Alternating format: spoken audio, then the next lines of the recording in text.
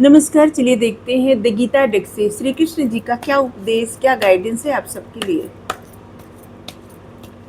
भगवान क्या समझाना चाहते हैं सभी को, हम सभी को। सीइंग गॉड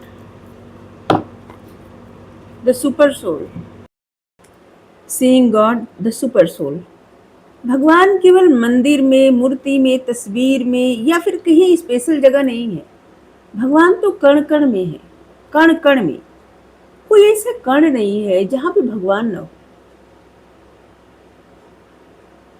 अगर किसी के भीतर भगवान नहीं है तो कोई मनुष्य जिंदा नहीं रह सकता, कोई भी जीव नहीं जीवित रह सकता। ना तो पत्ता हरा रह सकता है, ना फूल खिल सकता है, ना छोटी सी बीज इतना बड़ा वृक्ष बन सकता है, नहीं एक अन्न से इतना सारा अन्न बन सकता है। कुछ भी नहीं हो सकता। भगवान कण कण में है। नदी में, पहाड़ में, वृक्ष में, पेड़ में, पौधों में, चिड़िया में, जानवर में, इंसानों में, मतलब धरती के कण, ब्रह्मांड के कण कण में है। सिर्फ धरती नहीं, ब्रह्मांड के कण कण में है। ईश्वर केवल मंदिर मूर्ति तक सीमित नहीं है। ईश्वर किसी खास लोगों तक ही सीमित नहीं है। संपूर्ण ब्रह्मांड में ईश्वर है, और ईश्वर में ही सब है, और ईश्वर से ही सब है। सब में ईश्वर और ईश्वर में सब लोग। हर जीव, हर परिस्थिति, हर अनुभव परमात्मा की ही झलक है।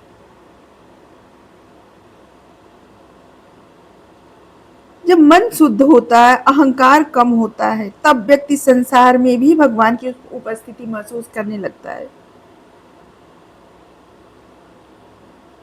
जिन लोगों की स्पिरिचुअल विजन जाग जाती है,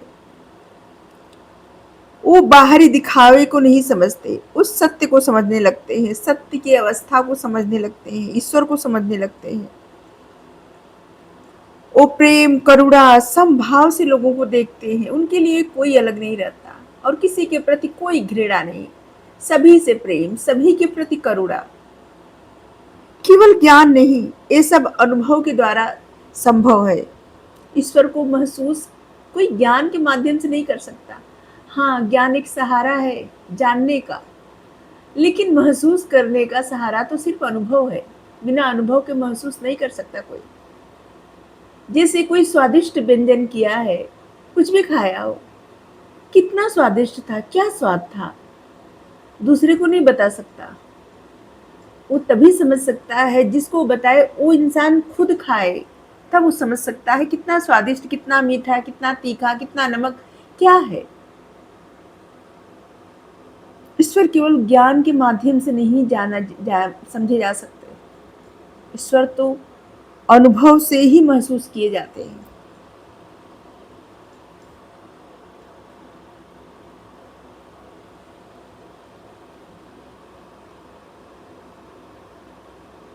हर हृदय में, हर कहीं परमात्मा स्थित है।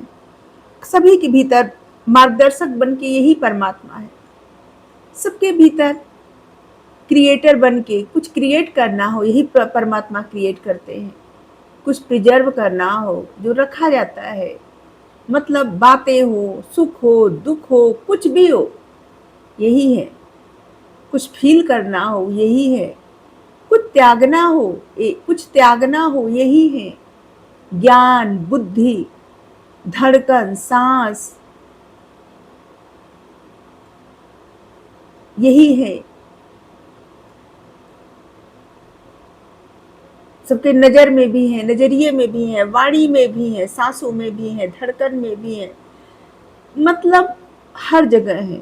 कोई नहीं, अगर यही चले जाते हैं ना मनुष्य के शरीर से, तो शरीर क्या है, सिर्फ एक टूल है।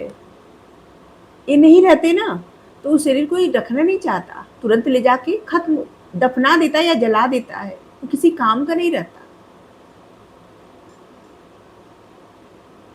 अंततः सब लोग चाहते इन्हीं को है, समझ नहीं पाते। कोई किसी को प्रेम करता है ना, तो इन्हीं को करता है।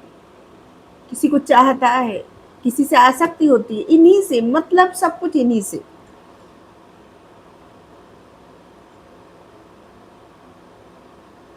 ये हर हृदय में, सभी के हृदय में मार्गदर्शक बन के है। और ये हमेशा बताते हैं, आप अकेले नहीं हो, मैं हूँ तुम्हारे भीतर मार्गदर्शक बन के उपस्थित हूँ, बस मेरी सुनना सीखो। मेरा मैं जो बता रहा हूँ उसे सुनो, जानो।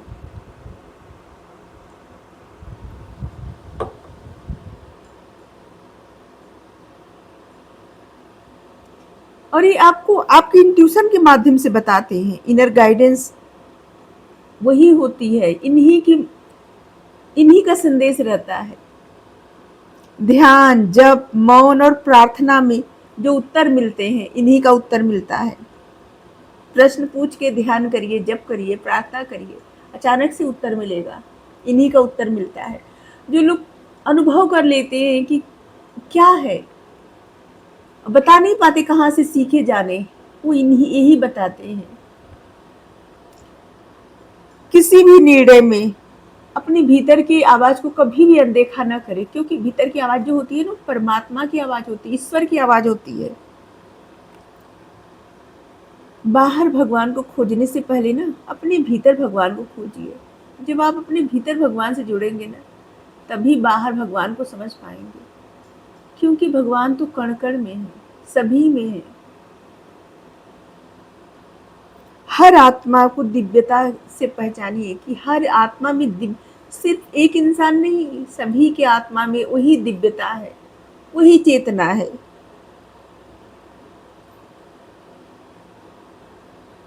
जब दृष्टि बदलती है, दृष्टिकोण बदलता है, तो सारा संसार ईश्वरमय दिखाई देने लगता है। किसी तरह का भेद नहीं, जात पात धर्म कुछ नहीं, ईश्वर सभी में है। ईश्वर किसी को बांटे भी नहीं है।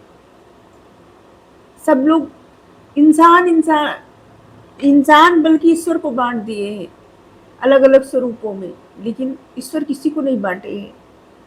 वो तो सबको उसी तरह से प्यार करते हैं, सभी के भीतर वही है। अगर बांटते तो सब हर किसी के रंग, जो रक्त का रंग है ना, खून का रंग, वो अलग अलग करते।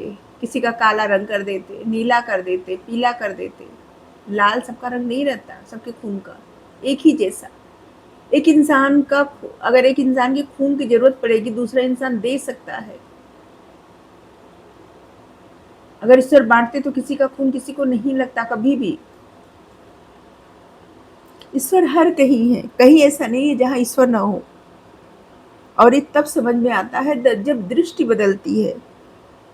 जब दृष्टि बदलती है तो व्यक्ति का देखने का दृष्टिकोण बदल जाता है और सारा संसार ईश्वरमय दिखाई देने लगता है।